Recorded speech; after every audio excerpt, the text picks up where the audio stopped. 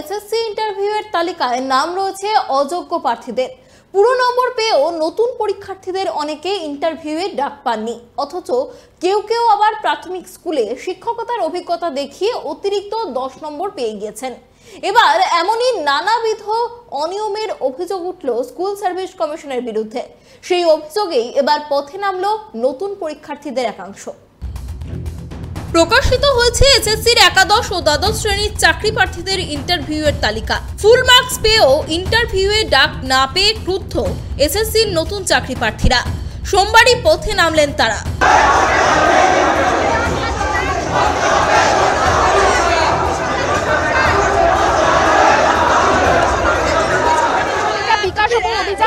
বাংলা শিক্ষা ব্যবস্থাকে বাঁচাতে এবং বৈষম্যের বিরুদ্ধে যে লড়াই, সেই লড়াই মূলত তারা পথে নেমেছেন। আমরা সরাসরি একটু আন্দোলনকারীদের সঙ্গে কথা বলার চেষ্টা করব। মূলত তাদের ঠিক কি দাবি রয়েছে? আমাদের মূলত দাবি রয়েছে যে 10 নম্বর এক্সট্রা দেওয়া হয়েছে, যার জন্য বৈষম্য নষ্ট হয়েছে এবং যার জন্য ফ্রেশাররা ডাক পায়নি। সেই 10 নম্বরকে অবিলম্বে বাতিল করতে হবে, ভ্যাকেন্সি বৃদ্ধি করতে হবে এবং যাদেরকে ডাকা হয়েছে ভেরিফিকেশনের জন্য তাদের ওএমআর জনসম্মুখে আনতে হবে। আমাদের মূলত ক দফা দাবি? 3 দফা দাবি।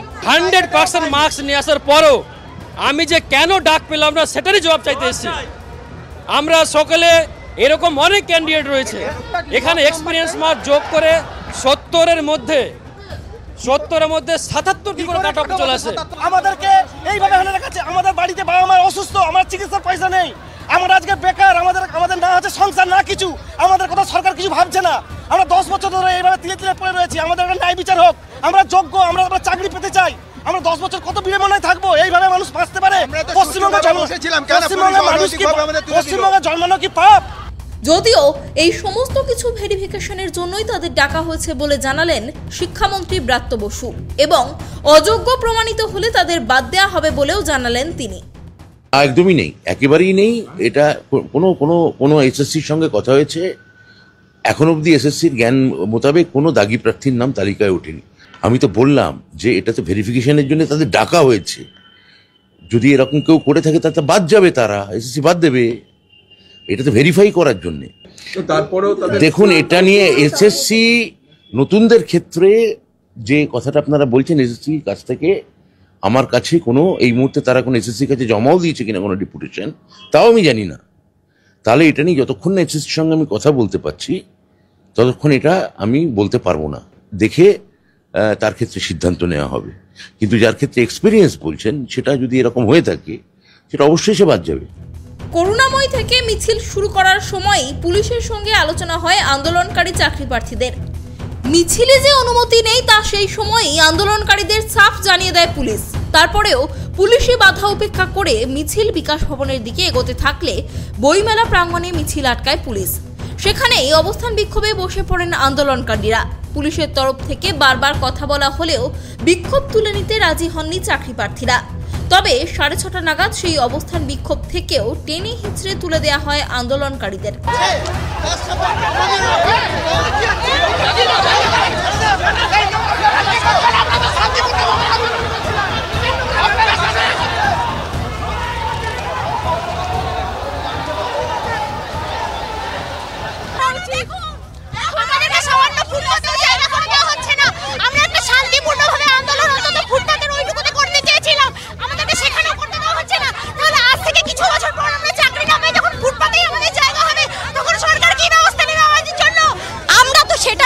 শান্তিপূর্ণভাবেই আন্দোলন চালাচ্ছিলাম, কিন্তু ওনারা হঠাৎ করে এরকম ভাবে আমাদেরকে সরিয়ে দিচ্ছেন। এইগুলো বাঞ্ছনীয় নয়, একদম বাঞ্ছনীয় নয়।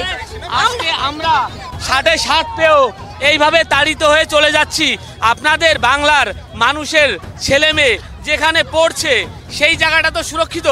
আপনাদের সন্তানের চাকরি পাবে তো? এটা বলতে পারবেন তো? বাবা পড়াশোনা করে ভালো হয়ে সঠিক মানুষ কি করে হবে? আমরা যখন হতে পারলাম না, ওরা হতে পারবে?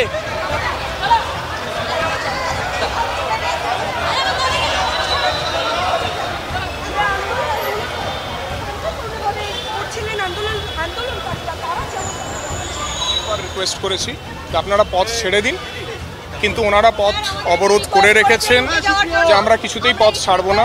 লাস্টলি আমরা ওদের লিডার্সদের আবার বলেছিলাম যে আপনারা এটা করে দিন। দেখুন এখানে হাইকোর্টের ক্লিয়ার অর্ডার আছে যে ল অ্যান্ড অর্ডার ভায়োলেট যেন না করা হয় বিধাননগর এরিয়াতে, আমরা সেটাও ওনাদের দেখিয়েছি। আলটিমেটলি ওদের লিডারশিপই আমাকে বলেছে যে ওরা তো সরতে চাইছে না, তখন ওদেরকে বলতে হয়েছে চলে যেত, তো আমরা ওনাদেরকে সরিয়ে দিয়েছি। তবে আন্দোলনকারী চাকরি প্রার্থীরা হুঁশিয়ারি দিয়ে গেছেন এদিন আন্দোলনের জন্য তারা ততটা প্রস্তুতি নিয়ে আসেননি, কিন্তু ভবিষ্যতে তারা আরো বৃহত্তর আন্দোলনের দিকে যাবেন বলে হুঁশিয়ারি দিয়েছেন। ক্যামেরায় সূর্য শঙ্কর অধিকারীর সঙ্গে সুপর্ণা ঘোষের রিপোর্ট, কেটিভি বাংলা, কলকাতা।